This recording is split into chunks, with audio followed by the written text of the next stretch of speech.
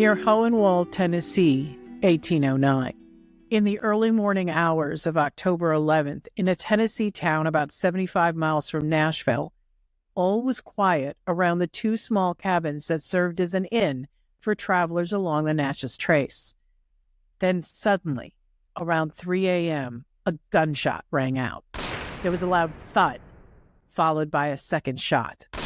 At dawn, the inn's only guest would be found dead, America's most famous explorer, Meriwether Lewis. Was it suicide or something more sinister? It's the History of Murder, and I'm your host, Clare O'Donoghue.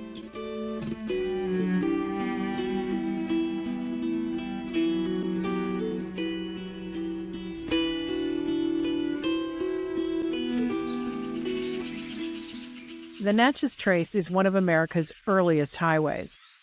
Originally used by indigenous people for thousands of years, in the early 1800s, Old Trace was a major transportation route for traders, settlers, soldiers, and enslavers going from Nashville, Tennessee to Natchez in what is today Mississippi. The trace ran parallel to the Mississippi River and could be a hazardous journey, according to Brad Winn, the site superintendent of the Lewis and Clark State Historic Site. It's a road that is fraught with a lot of dangers in that itself, right? There are highwaymen on the road, there are robbers along that road. It is at the fringe of civilization and law and order and so on. 35-year-old Meriwether Lewis had become a national hero 3 years earlier. He and his friend, William Clark, had successfully completed the westward journey we now call the Lewis and Clark Expedition. On October 10, 1809, he was traveling the Old Trace with his personal servant, a free man of color named John Pernier, and a man Lewis only just met, James Neely, a federal agent, as well as Neely's enslaved servant. Two of the horses had gotten loose, so Neely went to retrieve them while Lewis and the others went on to an inn owned by Robert Grinder. Grinder was not at home, but his wife Priscilla was.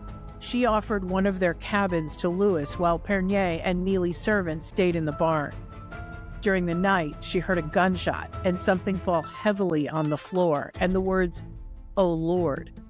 And then there was another shot, followed by Lewis calling out, "Oh, madam, give me some water and heal my wounds."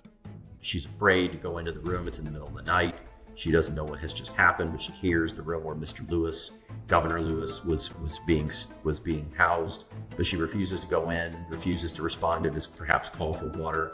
And I say refuses to perhaps because this is where it gets really, really gray, right? But what we do know is that when the sun began to rise and the cabin was checked by a servant of the Grinders, Meriwether Lewis, the great explorer, was close to death. 2 gunshot wounds were clearly visible, one to his head and another to his abdomen. There are reports that there were cuts on his body. Several accounts reveal Lewis's mysterious dying words. "I am no coward, but I am so strong, so hard to die." A few minutes later, he was gone. Had he shot himself twice? Or had someone else done it? Before we continue, please remember to leave a comment, like the video, and subscribe to our channel. It will help us continue to make new content. Now, back to the story. The newspaper, the Nashville Democratic-Clarion, believed Lewis had committed suicide since they reported that he, quote, had shot a ball that grazed the top of his head and another through his intestines, unquote. Neely, who arrived at the scene after Lewis died, reported the tragic news to former President Thomas Jefferson. "Sir, it is with extreme pain that I have to inform you of the death of His Excellency Meriwether Lewis, Governor of Upper Louisiana, who died on the morning of the 11th instant, and I am sorry to say, by suicide." Jefferson accepted that his friend had killed himself.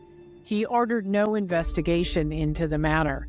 In his public account of the life of Lewis, Jefferson wrote, "He did the deed which plunged his friends into affliction and deprived his country of one of her most valued citizens."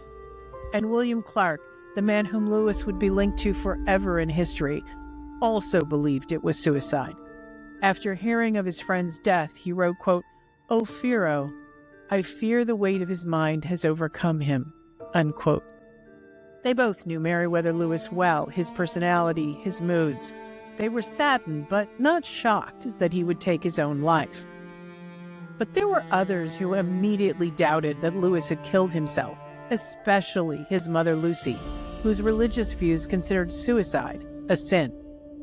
She was convinced her son had been murdered, and while it might be easy to dismiss a mother's grief, there is evidence to suggest she could have been right. So what had happened? And how did Meriwether Lewis end up dead in a remote part of the country, after living a life filled with so much success? Lewis grew up literally in the shadow of Thomas Jefferson. He grew up in Albemarle County, which is where Monticello, or near where Monticello is located. His family were friends of the Jeffersons. And so you can imagine as a young boy, here he's living next to a founding father, in the case, co-author of the Declaration of Independence. There was probably some early idolatry in that regard. Lewis was raised on a plantation in Virginia. Both his father and stepfather died when he was a child. So it was his mother, Lucy Meriwether Lewis Marks, who became both his sole parent and close confidant. So he was very much raised almost exclusively by his mother, and she was a presence in a lot of his life. She lives well past his own death, and he certainly was a force in Lewis's life. As a young man, Lewis joined the local militia and eventually entered the U.S. Army. There he got a taste of military life and the sense of brotherhood and camaraderie. But he also got into trouble. Lewis basically accuses another officer of slandering his name. Lewis is also accused of intoxication. Lewis is reassigned to another officer. Well, the officer he's reassigned to is Clark. And so it's that first fortuitous meeting between Lewis and Clark. Lieutenant William Clark led a company of sharpshooters. He and Lewis struck up a friendship that would continue throughout their lives.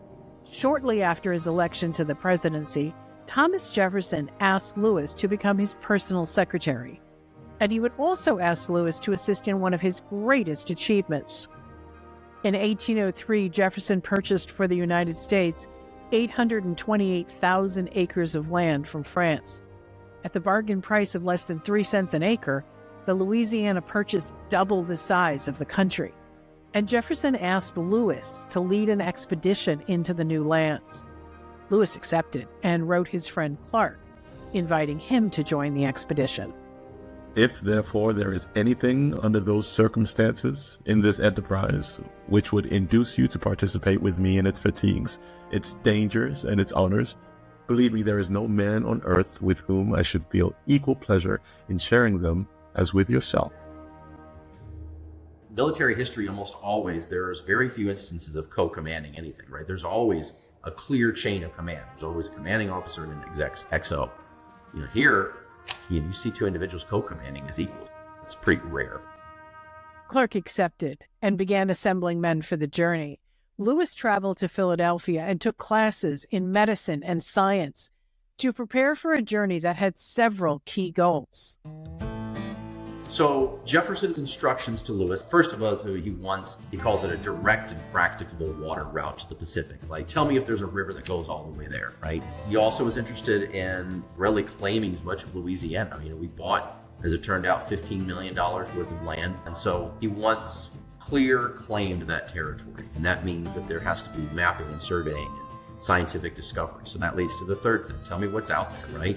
Tell me who the people are. And he lists a long set of instructions about what are their cultures, what are their religion, what are their political structures, what are their trade goods. And then finally, just tell me what the plants and animals. In other words, dispel some of the myths. Jefferson felt there might be woolly mammoths out west, megalofauna and so on. There could be any number of things that are out west. On May 14, 1804, the expedition, called the Corps of Discovery, left their camp at Camp du Bois in what is now Hartford, Illinois, north of St. Louis. The group included 45 men, one of whom was Clark's enslaved manservant, York. The journey quickly became a test of strength, endurance, and determination as they rowed and pulled their boats filled with supplies up and down rivers and confronted enormous dangers. So Lewis, at some point, almost about 2 weeks after they left, is up on a bluff above the Missouri River, and he slips and he falls. And he probably by all rights should have fallen perhaps to his death, right? But Lewis, in this weird MacGyver crazy moment, has the wherewithal to take his dagger, his knife out of his sheath and slams it into the side of the cliff as he's sliding down and catches himself and then just hauls himself back up. Another member of the team was Lewis's dog, a Newfoundland named Seaman. It's Lewis's companion. I would suspect Seaman was with Lewis a lot. He does journal about him a little bit. He bought this Newfoundland, and he was a work dog, right? He was a swimmer, but the dog was interesting. Seaman saved their life at one point. They were out west, and there was a buffalo stampede. He barked and woke everyone up. In the stampede, they got out of the way, and the stampede roared through their campsite. Had they been asleep, they might not have gotten out of the way in time. In South Dakota, the expedition met a young indigenous woman named Sacagawea. She was 16, a member of the Shoshone tribe, married to a French fur trader. And she was pregnant. Lewis, who learned a lot about herbal medicines from his mother, offered to assist in the birth of her child.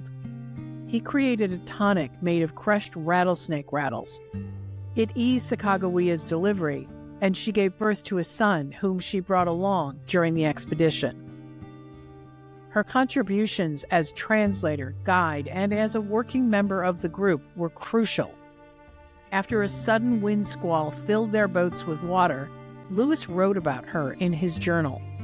The Indian woman to whom I ascribe equal fortitude and resolution with any person on board at the time of the accident caught and preserved most of the light articles which were washed overboard. But Lewis also wrote something else that year. In August, on the evening of his birthday, he wrote something that many see as a sign of his depression. This day I completed my 31st year and conceived that I had in all human probability now existed half the period which I am to remain in this sublunary world. I reflected that I had as yet done but little, very little indeed, to further the happiness of the human race, but to advance the information of the succeeding generation. I viewed with regret the many hours I have spent in indolence, but since they are past and cannot be recalled, I dashed from me the gloomy thought and resolved in future to live for mankind as I have heretofore lived for myself. At that point, Lewis was in the middle of the mission, encamped somewhere in Montana, clearly reflecting on his life. While he couldn't have known just how important the expedition would become to American history, he must have known he was exploring territory that few white men had ever seen, let alone had ever mapped, surveyed, and documented. It's a type of story that should be told over and over again, and you cannot leave a single group out of that story. It is the story of Lewis and Clark, but it's the story of York.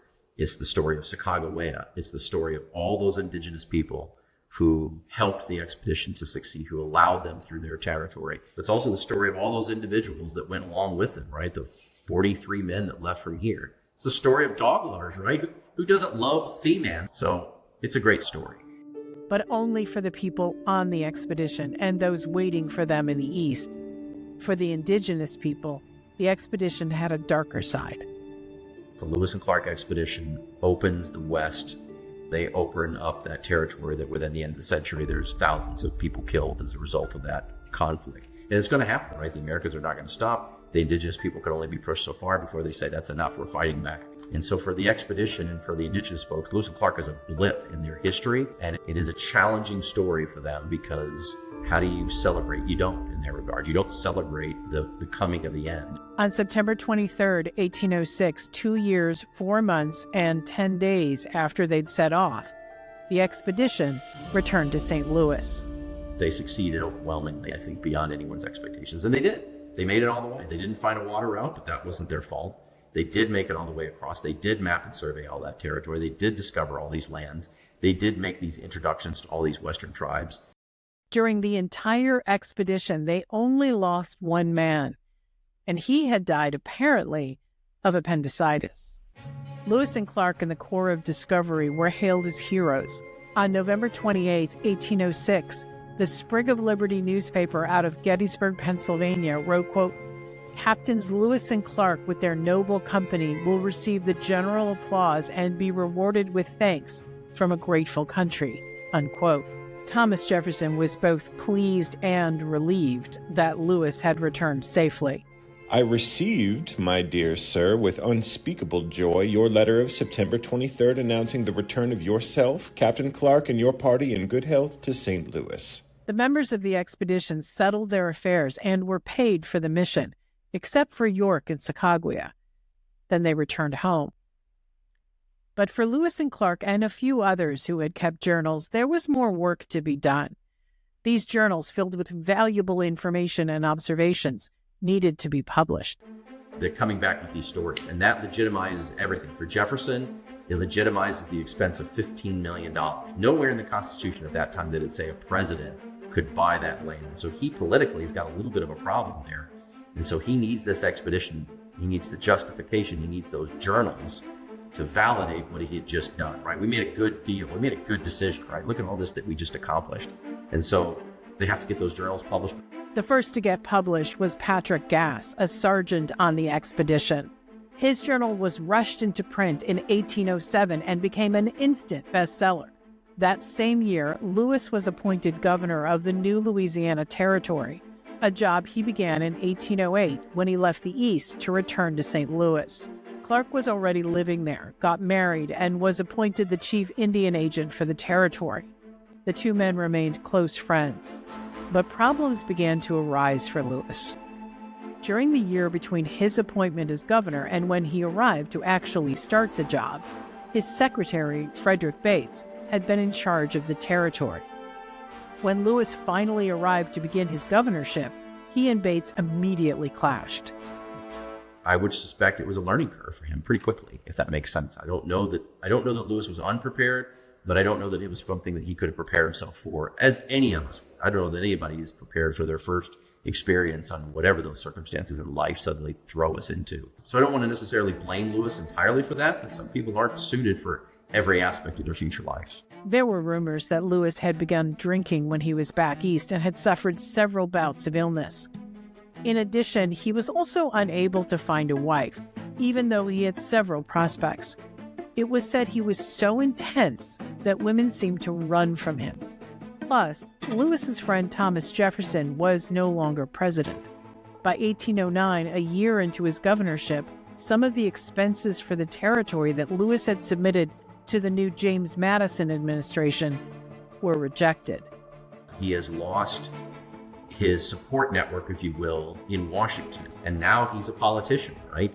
And he's got to settle his accounts, reimbursement for expenses that are being questioned by the president and being questioned by the Secretary of War. Lewis has not published his journals by 1809. Jefferson is frustrated, certainly, with Lewis about why he's not published. In September of 1809, Lewis decided to go to Washington and defend his expenditures and get help with his journals. Traveling with him was his free black servant, John Pernier, who had once worked for Thomas Jefferson.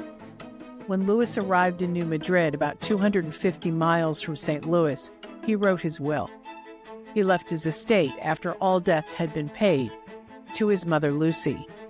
And he sent a letter to his friend William Clark. After Lewis's death, Clark said it seemed to have been kind of a suicide note. We'll never know, since that note has been lost to history. Others say it was simply a smart decision when traveling long distance in those days to prepare a will and settle personal affairs. But Lewis also did something else. He decided to suddenly change the route he planned to travel. He's going to go down the Mississippi River eventually, down to New Orleans, and then sail around. But he makes a decision at Fort Pickering, which is Memphis, basically, to decide to travel overland. He makes a rash decision. I say rash in the sense that it was unplanned in that regard. So he's putting himself in a potentially dangerous circumstance. Dangerous, because the new route was over the Natchez Trace, which was known to have robbers lurking around who would target travelers. But Lewis may have made that decision for two reasons. One, he was concerned about losing the expedition journals he was carrying. In June of that year, some of the expedition artifacts on their way to Jefferson's home had been lost on a ship in Chesapeake Bay. Lewis may have been worried about something similar happening if he continued his trip down the river. And two, Lewis apparently was sick and needed help. When Lewis arrived at Fort Pickering, which is modern-day Memphis, the commander of the fort, Gilbert Russell, put him under a doctor's care. Lewis was forced to stay and rest. Gilbert later wrote that when Lewis arrived at the fort, he was in a state of, quote, mental derangement, unquote. What Russell meant by that is not clear. But Lewis must have been showing signs of instability, and many speculate he was suffering from malaria, which was common throughout the country and can cause hallucinations and agitation. In addition, he could also have been showing the effects of too much alcohol. On September 29th, Lewis was well enough to continue his journey, but now he had an escort. James Neely, a former militia major, was a Chickasaw Indian agent and had been visiting Fort Pickering. He agreed to accompany Lewis as far as Nashville. So it was decided that Neely, with his enslaved servant, would ride along with the recovering Lewis and Pernier. When they camped on October 9th, two of the group's horses got loose. Neely stayed behind to find them, while Lewis, Pernier, and Neely's servant went on ahead, arriving at Grinder's Inn, also known as Grinder's Stand, on the afternoon of October 10th. Priscilla Grinder was there alone with her children and her enslaved servant, Melinda. Around 7:30 that evening, the servants headed to the barn and everyone else went to bed. Lewis took one of the two cabins and Mrs. Grinder and the kids the other.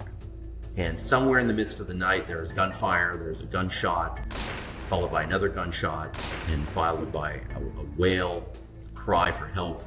Mrs. Grinder, she's afraid to go into the room. It's in the middle of the night. Priscilla Grinder later said she peered outside and saw Lewis stumbling around and heard him cry out for water. She waited until first light to send the servants into the cabin. There they found Lewis on the verge of death. He died just as the sun rose.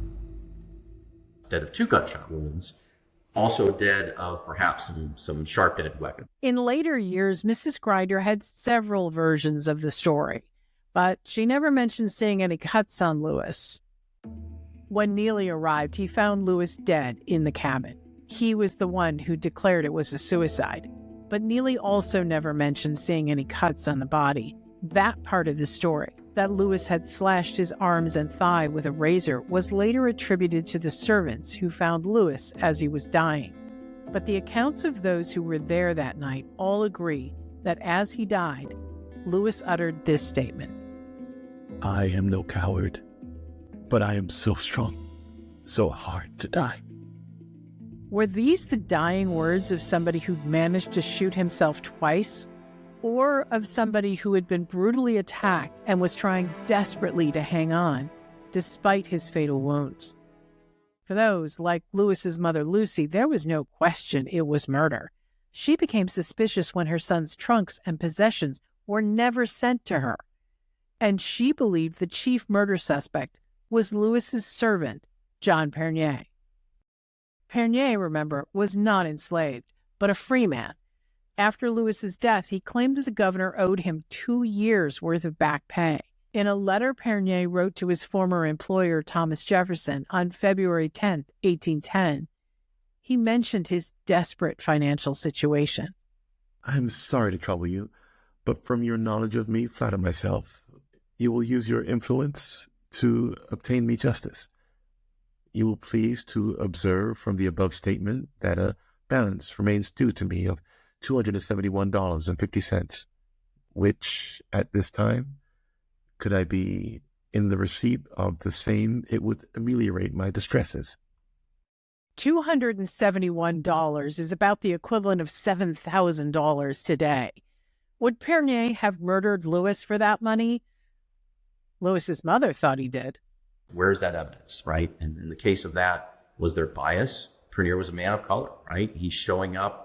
He is asking for reimbursement. Lewis had not paid him for months. This is part of that expenses that Lewis is hoping to reimburse. He was traveling with Lewis. Did he murder Lewis for money? Well, if he did, he certainly didn't enrich himself. Pernier never got his money. Impoverished and in poor health, he died of a laudanum overdose the following year. There was another suspect for those who believed that Lewis was murdered: his guide, James Neely. He's one of the earlier individuals who writes the correspondence to the chain of command and then the process that will eventually report back to the powers that be. So you've got this individual who's in a very key position to say and write the account that he wants to be believed. And he's one of the first that starts this process of suicide. Neely also kept Lewis's horse, his rifle, and his pistols, which would make sense if he killed Lewis. He'd want to keep the murder weapons away from the authorities. And it was Neely who hastily buried Lewis in a shallow grave. He could have preserved the body in alcohol to prevent decay, a fairly common practice in the 1800s, and shipped it off to Nashville for a proper burial. But he didn't. Then there was the question of Lewis's money. Apparently, he was traveling with about $8,000 in cash and carrying a check worth $7,000. None of it was ever found. Along with Neely, there are two other suspects often mentioned, the Grinders. Even though her husband Robert wasn't there that night, there are lingering questions about Priscilla's account. Actually, Priscilla gave three known accounts. One was to Neely, one was in 1811 to Lewis's friend Alexander Wilson, who came to visit Grinder's stand and the burial site. And Priscilla told a third version in 1839 to a schoolteacher friend.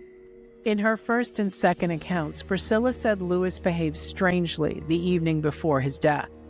But in her 1839 account, she mentioned that 2 or 3 men rode up to the inn that night and quarreled with Lewis. Could they have been robbers who snuck into Lewis's cabin and killed him? Or could Priscilla have invented that story to cover up for her own involvement in a plot with her husband? Then there's Priscilla's statement that she saw Lewis staggering outside after the gunshots, calling out for water. Could he have done that? Lewis's pistols were about 14.5 inches long and contained pistol balls much heavier than today's bullets. In the 20th century, Dr. E.G. Chenard, a noted surgeon who was past president of the Lewis and Clark Trail Heritage Foundation, theorized it would not have been possible for Lewis to shoot himself twice with these long weapons, loaded with such heavy projectiles, and able to walk around afterward. In addition, astronomical records confirm that on the night of October 10th to 11th, 1809, there was a new moon. That's when the sunlight side of the moon is facing away from the Earth, making it pretty much invisible. There would not have been enough light outside for Priscilla to have seen Lewis stumbling around. Also, the lack of light would have made it difficult for an armed robber to shoot a victim directly and cleanly. Therefore, that would explain why there were 2 bullets fired. A military man like Lewis, the theory goes, would probably have only needed 1 to kill himself. And there was someone else who wasn't even there that night that became a possible suspect in the minds of some, James Wilkinson. So James Wilkinson was general of the armies and is probably aptly named the most traitorous individual we've ever had in our history. He has been conspiring with the Spanish, perhaps as far back as the Revolution, certainly after the Revolution, to involve himself and ingratiate himself with wealth and land in situations in New Orleans, in situations farther west. He's a terrible battlefield commander, but yet he's risen to the rank of the highest officer in the land, and he absolutely is involved in conspiracy after conspiracy to sell the United States and our future to the Spanish government. Now, a lot of historians will look at the idea that Wilkinson ordered Lewis to be assassinated, that Lewis was bringing documentation back from St. Louis that would have maybe put the nail finally in Wilkinson's coffin. While some may have suspected Wilkinson, neither he, the Grinders, or anyone else was ever charged or tried for Lewis's murder. But there was something that made the murder theory gain a lot of ground. In 1848, the Tennessee legislature formed a committee to erect a monument to Meriwether Lewis. They disinterred his body, and several committee members, including a prominent physician, examined Lewis's remains before they were reburied under the new memorial. The committee released a report that contained a provocative statement, quote, "The impression had long prevailed that under the influence of disease of the body and mind, Governor Lewis perished by his own hands. It seems to be more probable that he died by the hands of an assassin." Unfortunately, the committee did not provide a reason why they came to this conclusion. Over the years, several requests have been made to exhume his remains for new forensic examinations. But since his grave lies on a National Park Service site, that agency would have to grant permission. So far, they have denied all requests. Today, the monument over Lewis's grave features a large column that's broken at the top. This was done deliberately. The broken shaft represents a life cut short by an untimely death. I think the monument that sits where Lewis is buried today is a perfect representation of that. It's an unfinished pillar, right? Here's an individual with strength, the base of the pillar, a life being built, but without the capstone, without the pillar being completed. It's a perfect monument to his life. What do you think about this case? Please comment below. And if you liked this story, please subscribe to the channel, hit the like and notification buttons, and let us know if there are cases you'd like us to cover.